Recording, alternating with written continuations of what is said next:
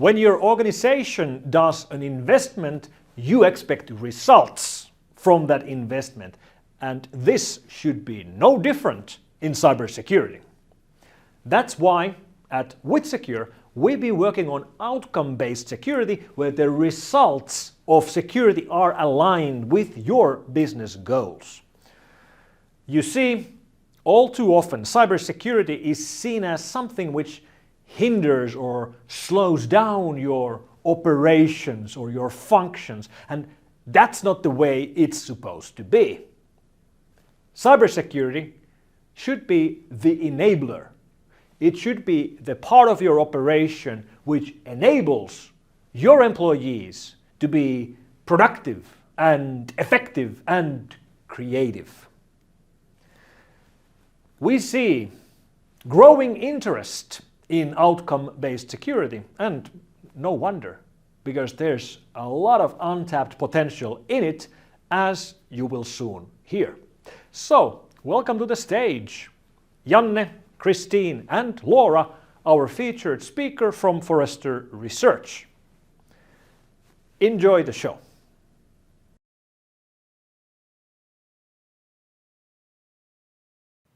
Hello, and welcome to this WithSecure webinar.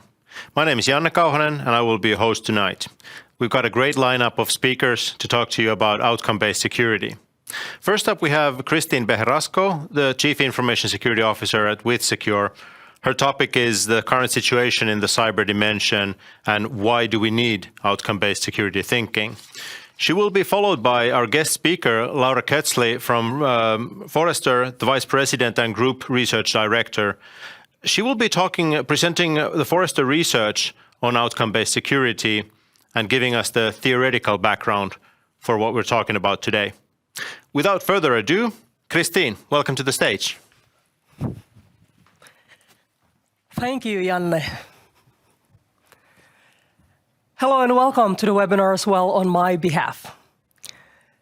Now, as a CISO, I could easily spend my days looking at every cyber threat out there, especially the ones that are in the news, and especially the ones that people all over my organization are asking me about, and then thinking about how can we secure ourselves, or if we even have the right kind of defenses against these threats. But this is a recipe for stress and burnout. Because the truth is, there are as many threats out there as there are technologies. And for some of these technologies, you even multiply that hundreds of thousands, or even millions of times. And not every threat is actually relevant to my organization. But it wasn't so long ago, actually, a little bit more than 2 decades ago, when technologies were still like islands, so to speak. And if there is information that you would like to transfer from one device to another, there needs to be sort of like a physical medium, a party, a logistics provider that carries the information from one device to another using what we called removable disk drives. And of course, there were still threats during those times, but it seems that the threats were very slow-moving because, of course, we were also quite slow-moving. And then there was mass adoption of the internet.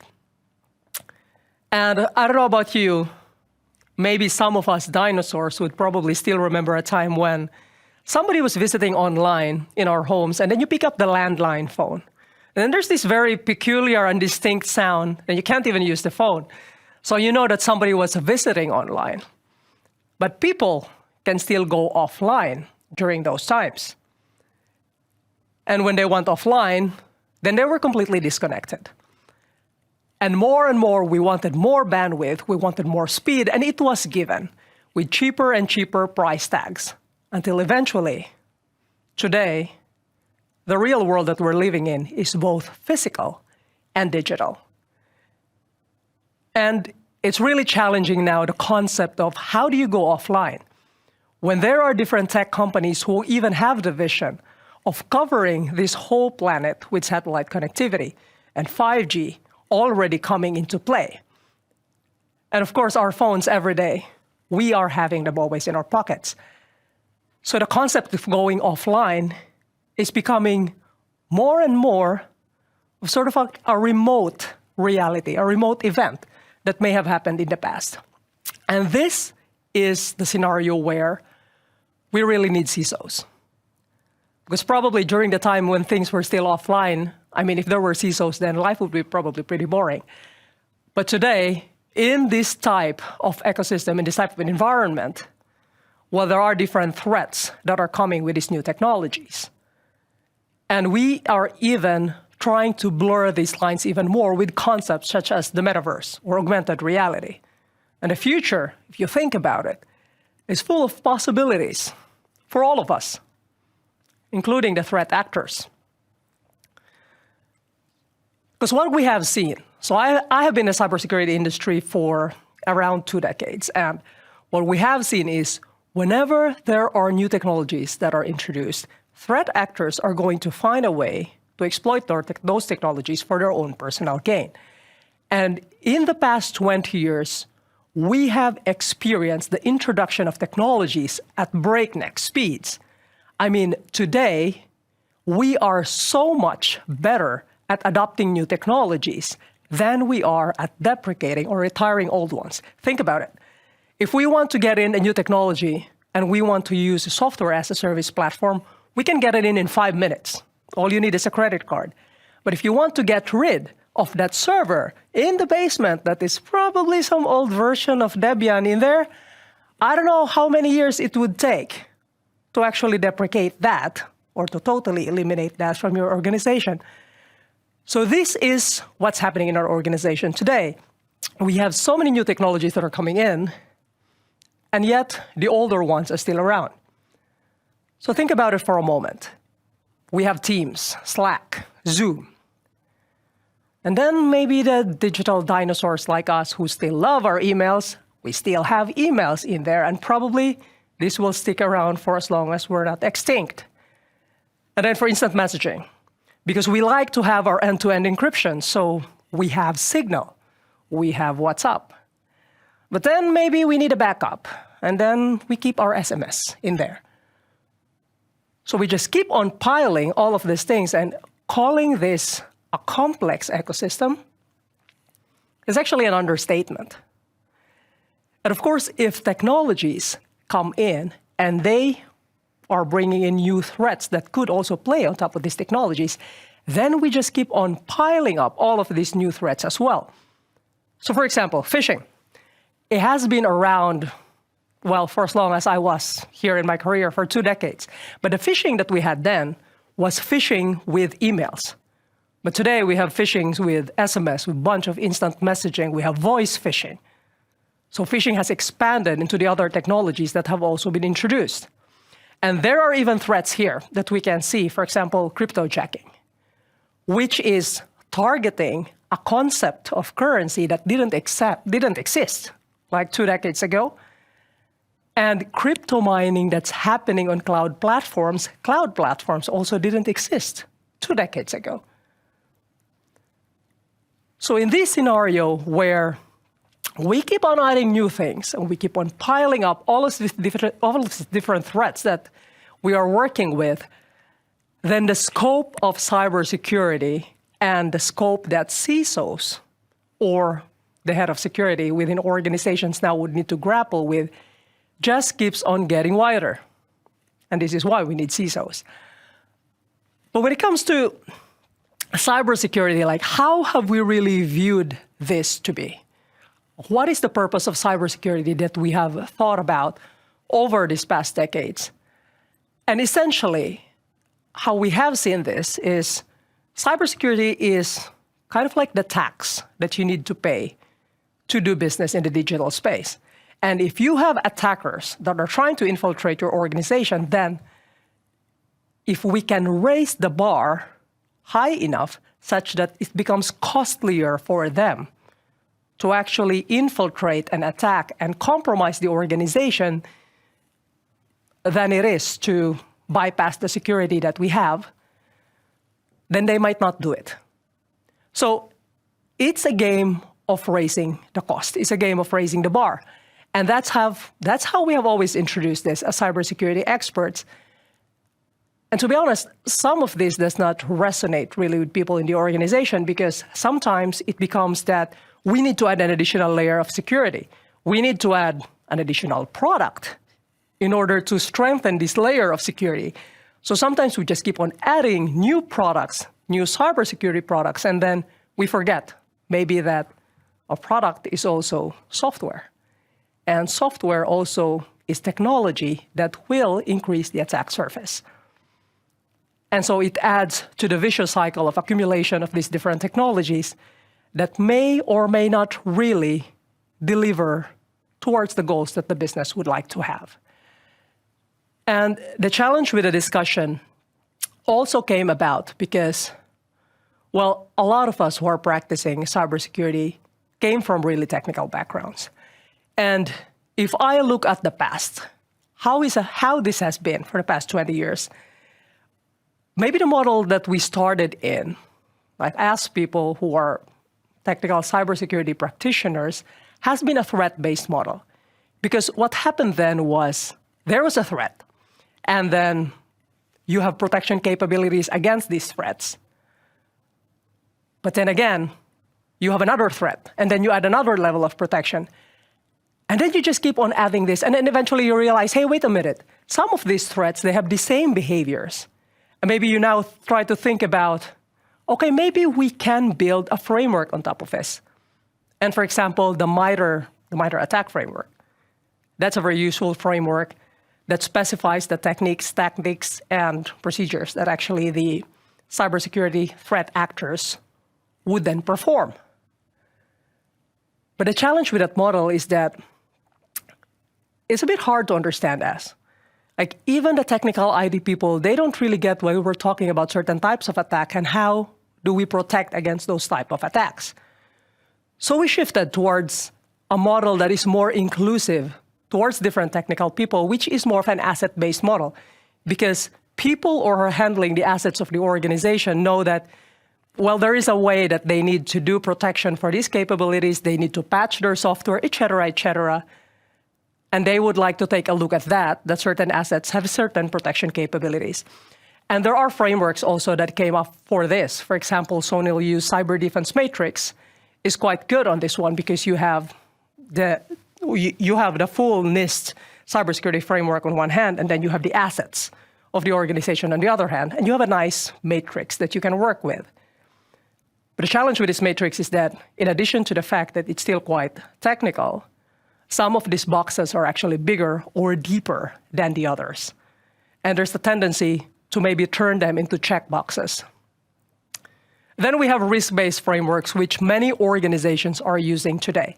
And the beauty now of the risk-based framework is that it includes the different people in the organization who have already been handling risks in the first place. Because there is already risk management. In different types of organizations, they do business continuity management and they do risk management. And cyber risks are just one of the risks. And therefore, the conversation now becomes a little bit more easier. But still, one of the challenges when it comes to risk is that how do you then prioritize now these risks? Because typically, we prioritize them based on potential cybersecurity impact to the organization. So based on how we, the cybersecurity practitioners, think about it from our perspective. And at times, this is a little bit challenging to explain towards the executive audience or the board of directors that this X is more important than the others because sometimes it doesn't really coincide towards the direction that the business would like to go towards. And this is why we're introducing outcome-based security. Because if the goals of cybersecurity are aligned towards the outcomes that the business would like to go towards, then for one, it's a little bit easier to fund cybersecurity. It's a little bit easier to argue for the investments that we would like to have. And also, it's easier for the executive team or the board of directors to understand to what ends is this cybersecurity investment going towards. But I'm not saying here that we remove all of these other models because outcomes is a place to start. But then once you have the outcomes, it becomes now a question of what are the risks to those outcomes? what are the assets behind the risks? And what are the threats towards those assets? So there is still a continuity of conversation all the way going towards the technical people who are actually going to implement the solutions. Okay, let me show you a few examples. And just to give a little bit of color to what I'm talking about. What if the outcome of the organization would be maximize productivity? Especially in this economic climate, I mean, different organizations would like to be more efficient to maximize their productivity, which is well and good. And therefore, maybe in a way of doing this, they would like, let's say, their asset, which is a web server, to be present in the cloud. Because the more visitors they have, the more you can scale up. And if you don't have any visitors, then you sort of like scale to the lowest possible resource that you would need. But of course, the risk to this is that since this is auto-scaling, then you can scale as much as, well, the resourcing will allow. And therefore, there's a possibility to impact your operating expenses, essentially, if, for instance, there are threats, like crypto miners. And from our incident response engagements, we have seen that most of the payload that we have seen in compromised cloud environments have crypto miners delivered to them. And we have actually seen that in an Azure web server environment, there was a crypto miner delivered that scaled all the way up to how much the environment actually allowed. And then let's talk about how about the outcome of increased competitiveness. Well, if we want to be very competitive, we want to move really fast, then maybe we don't really wait 4 months for software to be deployed in different environments. Let's use SaaS. Because, in 5 minutes, we can get a software, we can use it in our organizations, swipe your credit card, and off you go. The question here really is, what is then the risk? Like, who are these third-party partners that you are now working with in your organization? How well do they secure their environments? Because the data that you have and the data that your customers have are now flowing towards these different SaaS environments. That's an asset, and that's a risk. And then the threat to that could be that a data breach in these third-party environments could actually be impactful towards your organization. And then finally, one more outcome. Strengthen business resilience, which is also very relevant in this economic climate. So as a business, if you want to weather, for instance, the current economic climate and you want to emerge and even thrive on the other side, you need to make sure that the reputation that you have with your customers is intact. So the asset could be a reputation, and the asset could be that if you're a software provider, could be the applications that you have. And the risk to that could be that if you end up introducing malware to your customer's estate, then it could be problematic. It could erode that trust. It could erode your reputation as an organization. And a threat to this would be, of course, supply chain attacks, because these are typically used by threat actors to introduce malicious code, especially via open source code that have been compromised. And if you have these discussions, for instance, when it comes to outcomes, then when you talk about solutions, even though the executive team or the board of directors may not understand what exactly you're talking about with these very technical solutions, they understand what it's for this time. They understand what outcomes are you trying to protect. And it's not detached from the threats or the risks or the assets as well, because that is part of the conversation already. But this is about bringing that additional level of understanding to the people who can actually help our cybersecurity budgets and steer them towards the right direction. And you know how it is when you tap into an idea whose time has come, is when you have conversations, is when you have surveys, is when other people actually take a look at the idea and say that, yeah, that sounds interesting. I would actually like to adopt that. Or maybe I would like to do more of that because we're doing a little bit of that in the organization, or maybe I would like to explore that. And this is what we have today, because as we have conducted together with Forrester Consulting this research, we have seen that 83% of the cybersecurity leaders within the organizations or cybersecurity influencers in the organization actually believe that they would like and they're interested in adopting outcome-based security. And this is what Laura, who is here with us today, is going to explore more, and it's going to dig in deeper into the details behind that research. She's going to be coming in soon after me. Laura.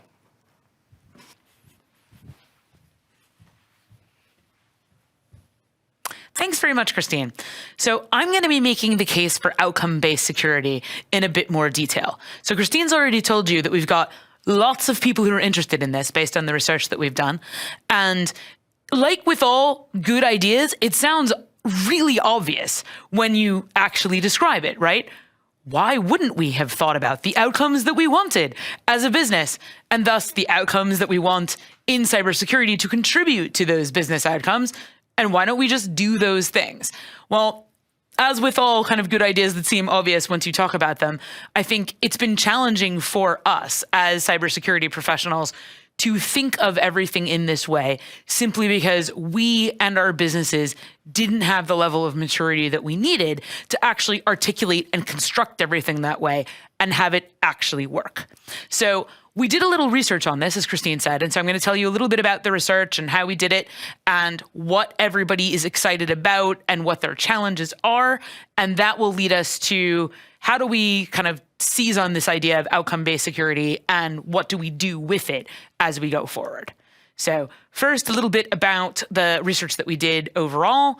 It's with about 400 and some very small number, so like 409 or something like that, respondents who are cybersecurity decision makers and technology decision makers generally in several different countries. So as you can see, 75% of folks were from Europe, and then we had the other quarter of respondents from the US and from Japan.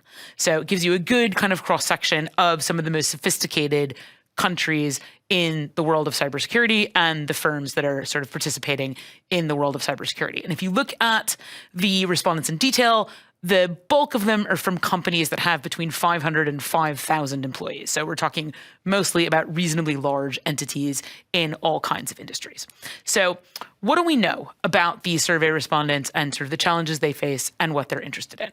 Well, in the first place, in most of these firms, as you'd expect, right, because these are companies that are a bit larger and organizations that are a bit larger, they've now well established their cybersecurity practices. So the idea of having a CISO and having a cybersecurity team and people who focus on the world of cybersecurity threats and managing the risk is not a new thing to them. And honestly, the first number of 80% who say that the overall level of threats that we faced each year is increasing probably is a surprise to exactly no one, because that has been true for as long as I've worked in this field, which is a longer time than I really care to discuss. And I don't anticipate that that'll be changing very much in the future. If it does, then we all get to retire, which will be very exciting. But it doesn't seem likely anytime soon. And cyber risk being a top priority for the organization and boards of directors and such wanting it managed as though it's a top priority at 75%, that is different from if you were to go kind of 10 years into the past. Certainly it wouldn't have made the top 10 probably. And so getting all this attention from the board of directors is a bit of a double-edged sword, because on the one hand, having them pay attention is good, because then we can manage the risk, we can make sure that we do what needs to be done, but it also means that if we don't do as good a job as we should, they will probably notice, and that will be very uncomfortable. And then you see at 71%, we are spending more on cybersecurity each year. That has been true for as long as I can remember, and part of me has long wondered how long we can keep that up, because asking for more money every year and not having things get appreciably better is not perhaps the nicest place to be. Now, that's been the reality for quite a while, and it's one of the things that I'm hopeful that outcome-based security and thinking about things a bit differently can help us break out of, because eventually the treadmill will need to stop. You can only spend so large a percentage of your budget on cybersecurity before you have to start to ask some very hard questions about what return are we really getting out of this, and are we actually doing what we should? So, unsurprisingly, in this kind of environment, half of the companies that responded to our research find it difficult to align their cybersecurity priorities with business outcomes.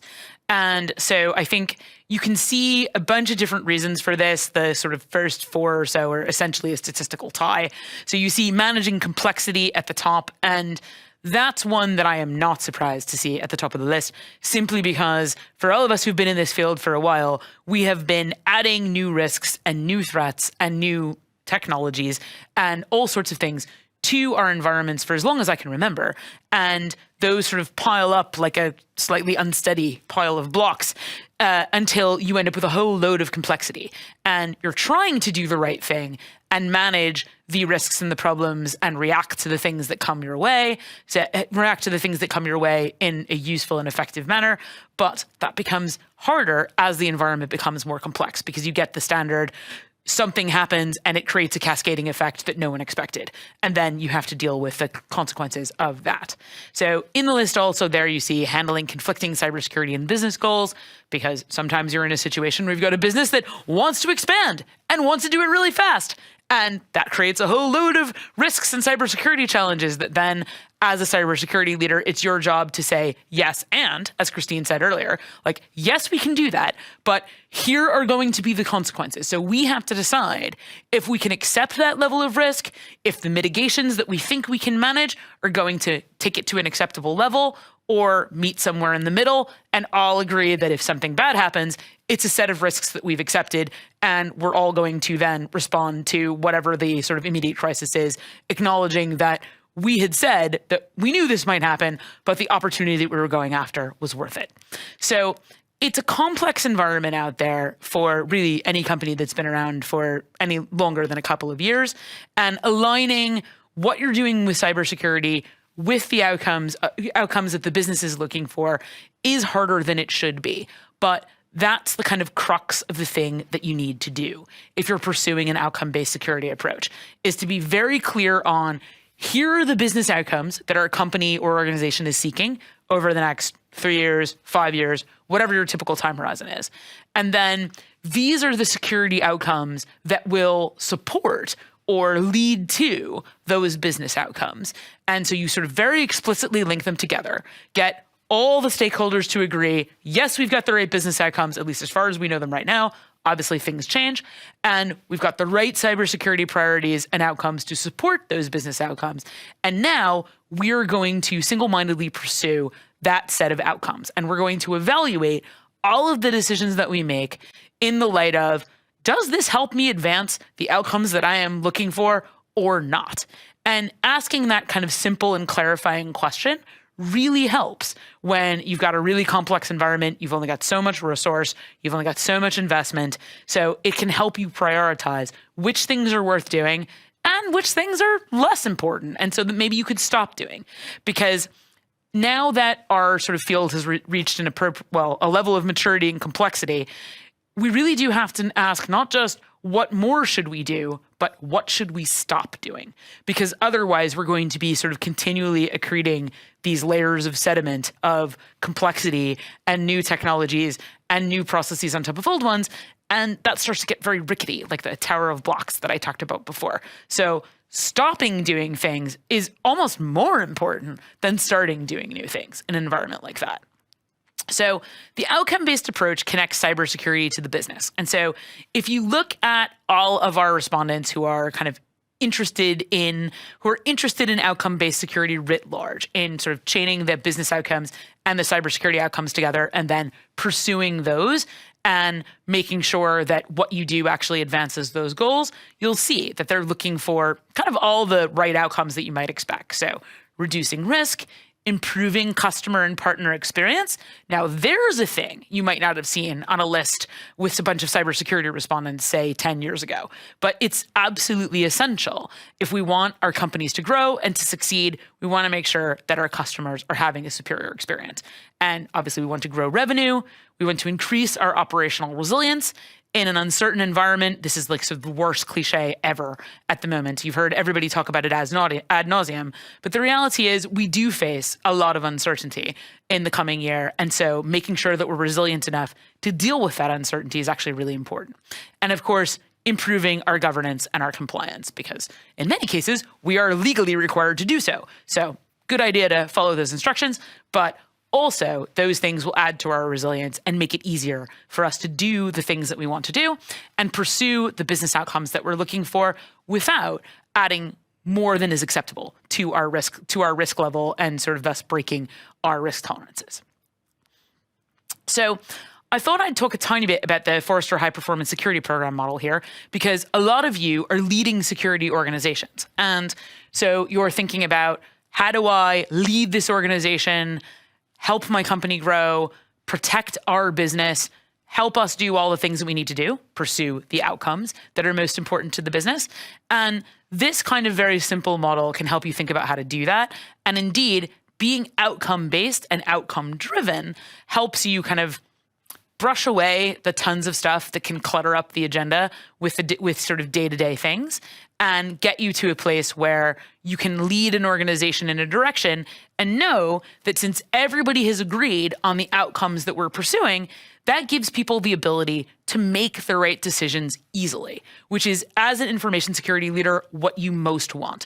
You can't always be standing there over people's shoulders telling them what the right decision is. So if you give them the tools to make those right decisions on their own, such as by agreeing those outcomes and hammering them home every chance you get, you will get loads more people making the right decision, both for the business and from a cybersecurity perspective, without you having to do anything. Fantastic. That's what we want.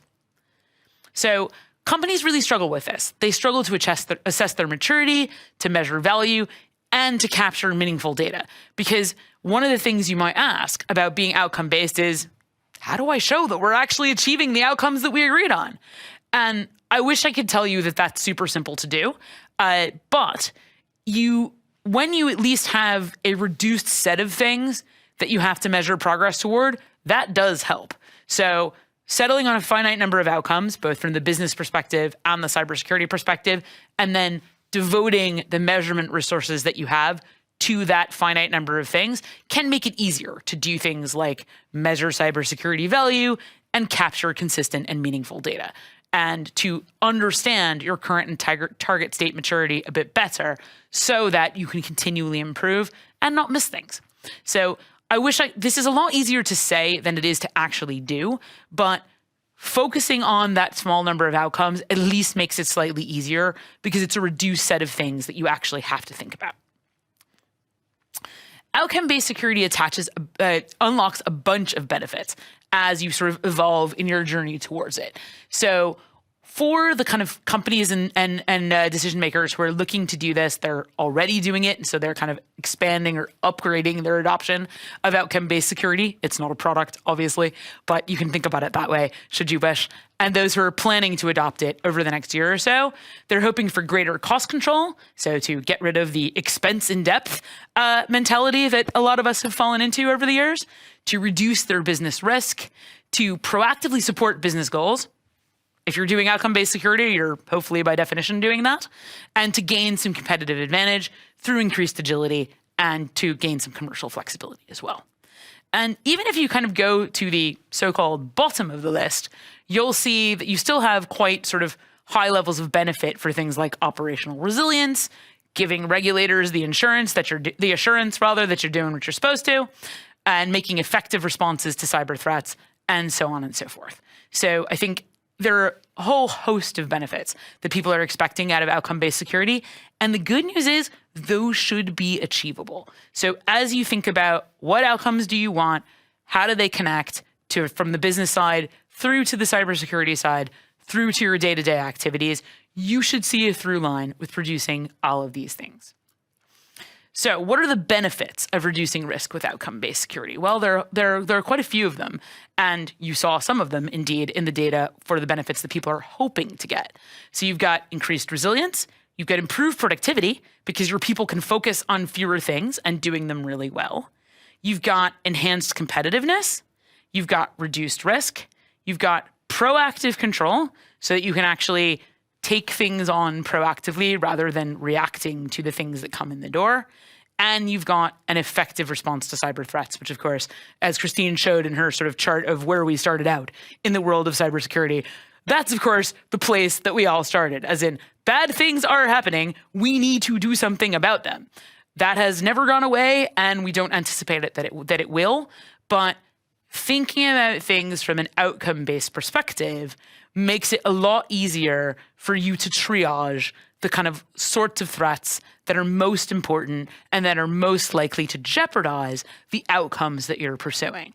Because the challenge for all of us in the world of cybersecurity is that we're all taught from the very beginning to think about all the bad things that could possibly happen, because that's kind of part of who we are as a discipline. And so the challenge when you're kind of leading an organization in the real world and dealing with finite resources and finite budgets and kind of finite ability to invest is, which things do I focus on? And I think that's the greatest gift that outcome-based security can give us, is if we start with the business outcomes we're looking for, proceed through to the cybersecurity outcomes that support those business outcomes, then a lot of the decisions become a lot easier to make, and you'll prioritize the right things. So, what kind of recommendations do we have for everybody who's hopefully excited about pursuing this path, whether you'd already started down it or are starting it now? So the first and most important thing to do is to agree the business outcomes with your stakeholders and map those to your investments, your threat model, and your security controls. If you don't have agreement on what the business outcomes are that you're all going to pursue together, outcome-based security is not going to do anything for you. Because if you start out with that agreement and then you sort of cascade it through, like I'd said earlier, to the cybersecurity outcomes and thus to the day-to-day practices and the investment decisions of your team, then you will always be in sync. And when sort of unexpected or bad or both things happen, you won't have to take a step back and level sets and figure out, like, why are we all doing different things and why do we disagree? You won't disagree. You'll all have agreed on the outcomes and you'll all be pursuing them in tandem. And so it'll cut down on sort of a lot of the grinding of gears that can happen in crisis situations. In the second place, express the desired security outcomes that you have in terms of the business benefits they deliver or enable.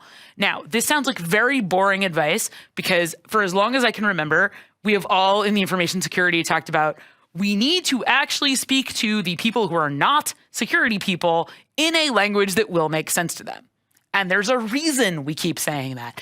It is critically important because you want your business stakeholders to understand why you've chosen the security outcomes that you have and how those support the business outcomes that those business stakeholders are focused on. So there won't be any questions about why are you doing those things? Why didn't you do something else?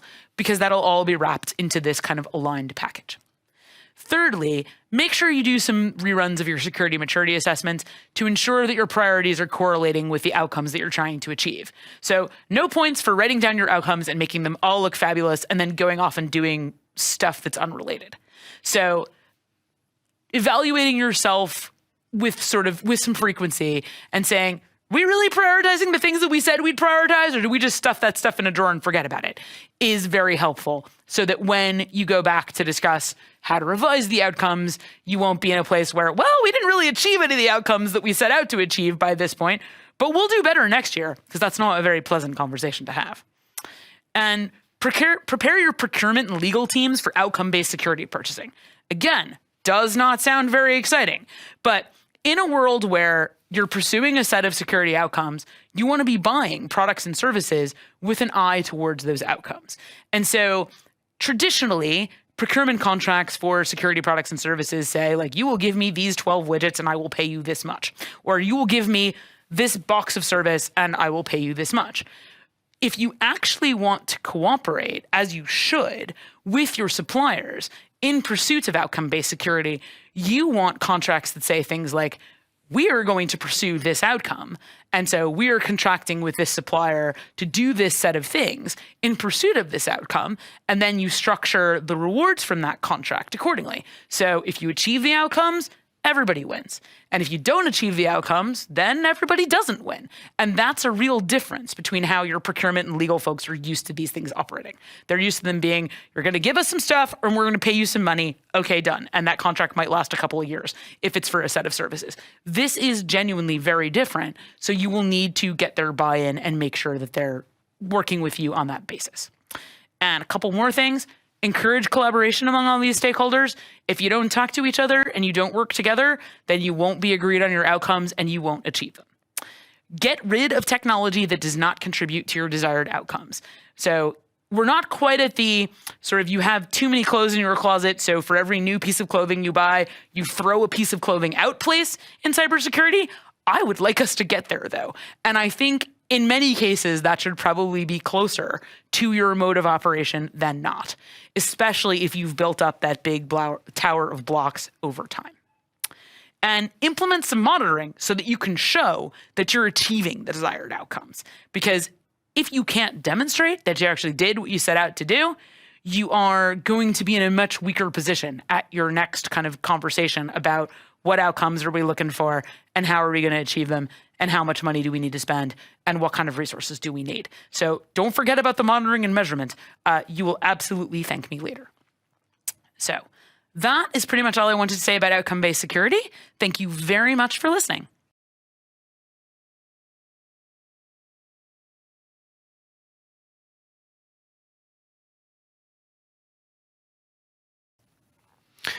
Thank you for those presentations. However, I have questions.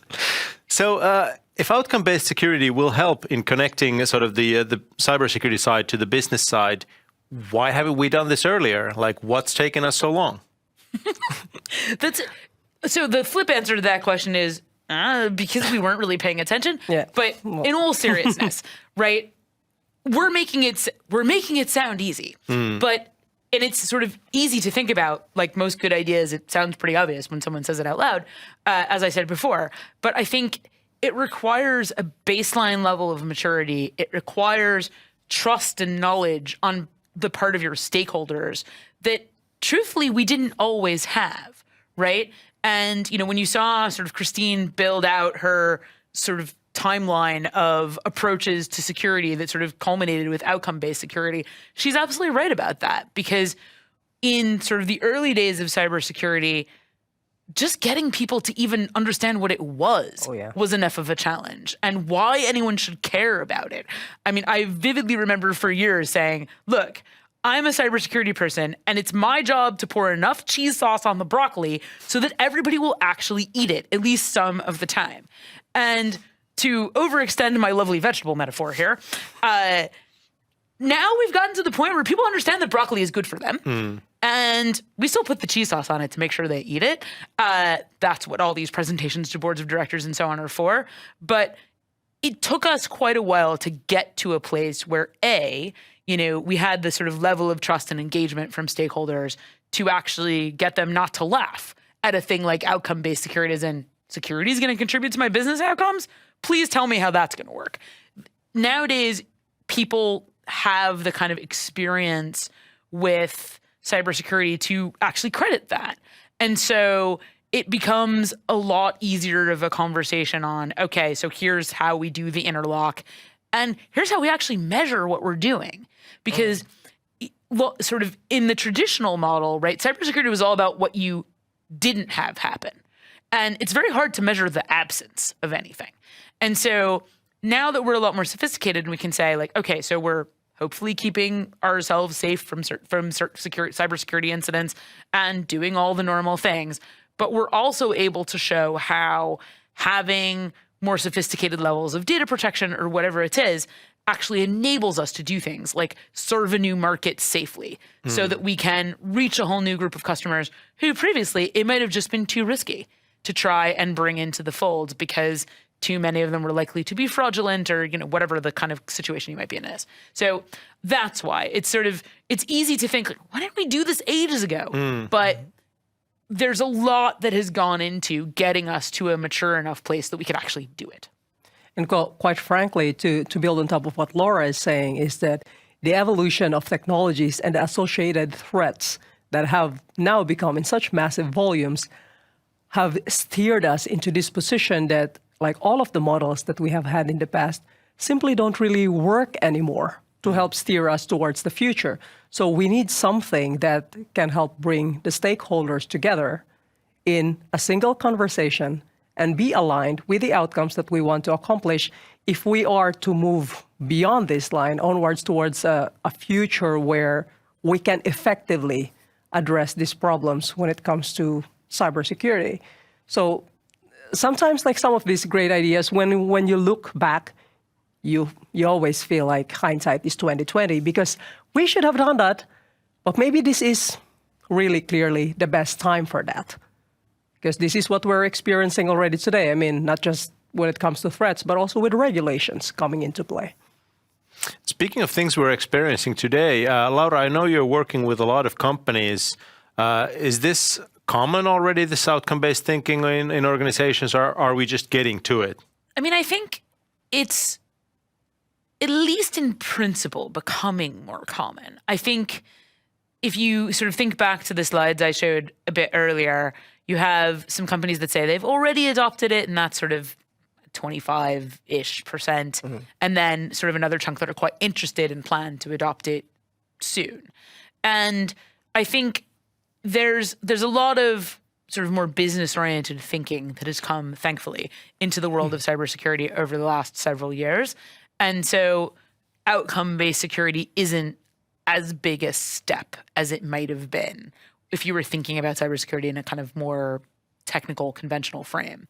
And so I think what I'm hoping you'll see over the next couple of years is more people adopting an approach like this, because I think it'll give them a lot of possibility to prioritize and to discard the things that really aren't essential, which I think is critical when you're kind of limited in what you can invest, which we all almost always are, and so on, and allow us to, really deliver on what we've all long wanted, which is for cybersecurity to be an enabler of business growth, and like all the sort of phrases that you've heard to that effect over the last however long. Doing security in an outcome-based way gives you a more straightforward path to actually achieving that, which is really valuable. No, it is. I'm just wondering that in both of your presentations talked about a marketplace that is very saturated with products and services. Are people sort of understanding, differentiating that this is not a new product, this is not a service we're pushing, this is a new way of thinking that people need to adopt? So I'm not sure yet, because like as you say, there's a lot of noise, so it's worth stressing. Like, this is a way of thinking about doing security. This is not buy my new shiny widget and you will get outcome-based security. In fact, don't buy a new shiny widget to achieve outcome-based security. Maybe remove the shiny widget. Right. Exactly. Or take out the tarnished widget I had from 3 years ago. Exactly. So thinking differently about the things that you do buy and the things that you do retire, as we talked about, is really what is most critical, I think. And so hopefully with sort of help and repetition and, reminding, because of course it's very attractive to stakeholders to tell them, let me buy this new widget and then all our problems will go away. Right. But you can only sell that so many times, right?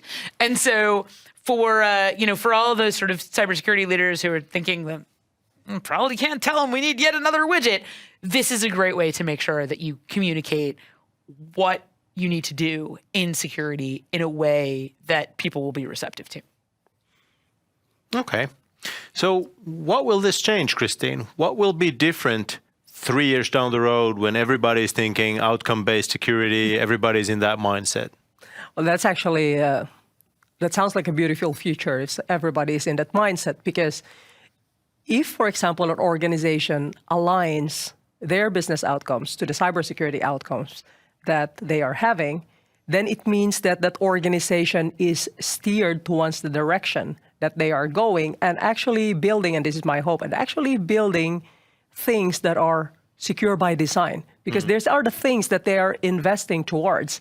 And if, like, for instance, our digital society, everything is interconnected. I mean, if all of this data that we have in our organizations are going through all of these different SaaS providers, and people within there that are securing your data are driving that cybersecurity goes together with the business outcomes, then my data is probably heading and getting secured towards the direction that that organization wants to go.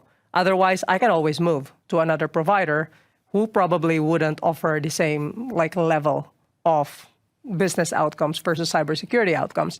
So this is sort of like my hope that once we are aligned all the way to the people who are actually releasing the budgets and the funds for this, then we might actually get a safer digital society as an effect when it comes to this.